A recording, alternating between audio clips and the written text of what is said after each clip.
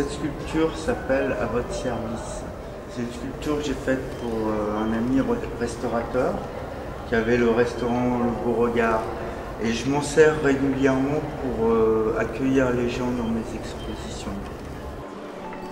C'est la troisième fois que j'ai la chance d'exposer dans ce lieu magnifique, la bibliothèque de Grenoble, l'ancienne, parce qu'elle date du 19e siècle. Il y a une lumière qui est tout à fait adaptée à la sculpture. Alors, la valise diplomatique, c'est une sculpture que j'ai faite pour la première guerre du Golfe. Il se trouve qu'elle est toujours d'actualité. C'est une valise qui symbolise aussi une balance, qui en fait est symbole de justice. Et c'est un jeu d'enfant. C'est pour que les enfants se pèsent et comparent leur poids au monde. Poésie. C'est une sculpture qui m'a été inspirée par un poète qui a écrit 2 poèmes sur ma sculpture. Et donc j'ai voulu lui rendre l'appareil et j'ai créé cette poésie. C'est les 12 pieds de l'Alexandrin et une plume d'écriture avec l'encrier.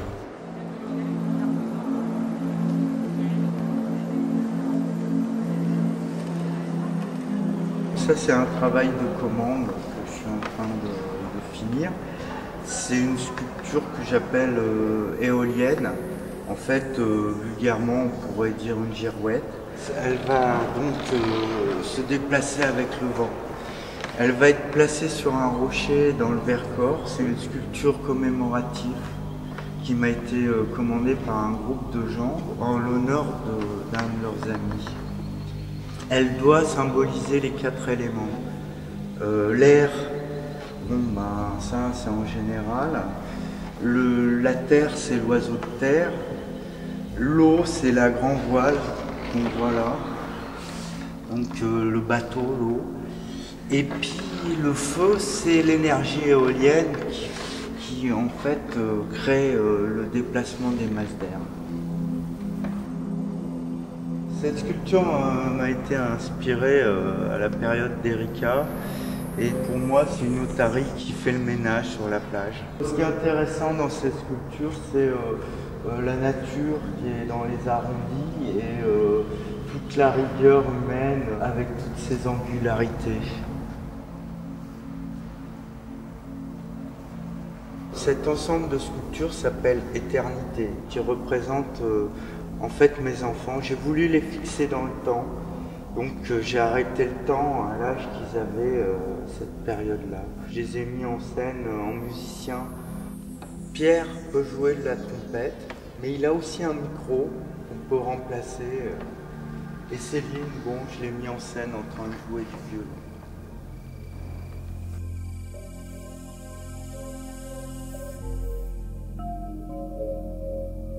Intimité. L'idée de cette sculpture, c'est de déshabiller la femme au-delà du physique. Cette femme est représentée donc dans son intimité, à l'abri de tous les regards. Et il se trouve que moi, je la mets à tous les regards.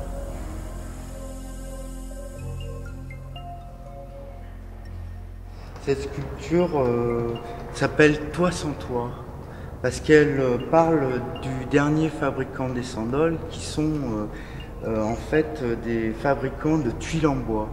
Les essandoles sont des tuiles en bois en fait qui recouvrent les toits de Chartreuse, enfin qui recouvraient les toits de Chartreuse. Ça, ce sont les outils du fabricant des sandoles. Avec cette hache, ils refont le bois qui font les tuiles donc, et puis il y a la massette qui lui permet de frapper son outil. J'ai imaginé le dernier fabricant des sandoles. Là il y a les béquilles, il est mort en travaillant. Le métier est parti avec lui. Ces gens travaillaient souvent dans les greniers, donc là il y a la charpente qui devrait soutenir un petit toit en essandole parce que j'imagine très bien ces sculptures en extérieur. Diablerie. C'est une sculpture qui m'a été inspirée par le diable de Bessan. Et en fait, j'ai imaginé ce qui me semblait être diabolique dans notre société contemporaine. Et j'ai pensé à l'argent et au pouvoir de l'argent. Donc là, la bourse, la spéculation, l'outil moderne de production, ils s'aiment en fait, ils s'aiment de l'argent. On peut l'imaginer comme ça. Ça, c'est une table basse sculptée dans la masse de l'arbre. La périphérie du serpent correspond à la périphérie de l'arbre. Et donc la table, elle, avec les rigueurs de la menuiserie, vient en contraste avec le serpent et les rondeurs de la nature.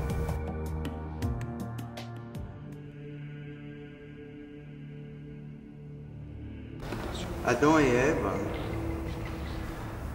est taillé dans un tronc de 1,30 m de diamètre et en fait un très vieux tronc qui m'a inspiré le sujet parce que quand on rentre dans la matière, on remonte le temps et j'ai remonté le temps jusqu'à nos origines chrétiennes et j'ai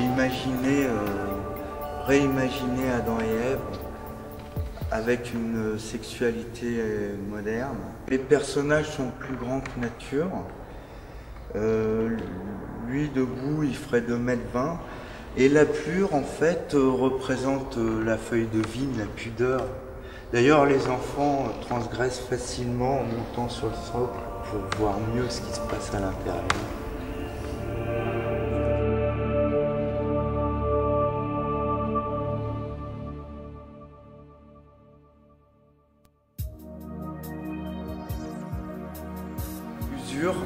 Alors ça, c'est vraiment une sculpture qui m'est chère.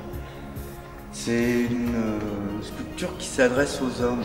C'est l'idée, en fait, je l'ai laissée brute pour sa plus grande partie et j'ai juste usé les parties qui séduisent le plus. Les seins et les fesses polies. En fait, c'est l'idée de l'usure du regard ou du toucher. Et donc je propose de continuer à l'user, c'est une sculpture à toucher.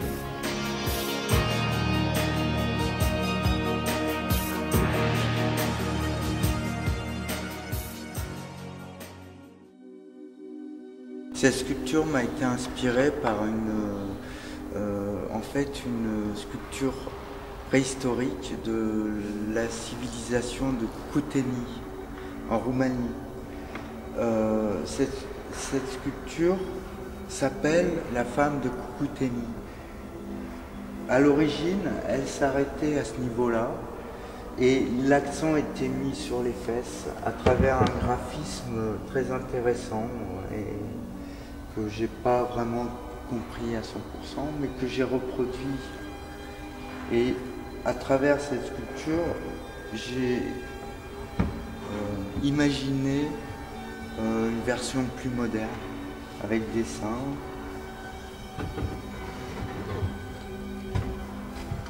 Là, cette pièce de fer était dans le tronc. Je l'ai découvert en fait en travaillant et je l'ai laissé parce que ça me faisait penser à l'époque Ceausescu.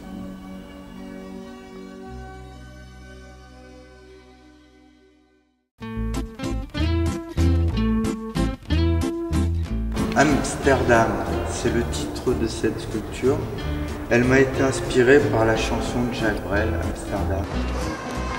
Alors bon, pareil, hein, c'est du tilleul, elle est faite dans le massif, il n'y a que l'anse du boc de pierre qui est rajouté.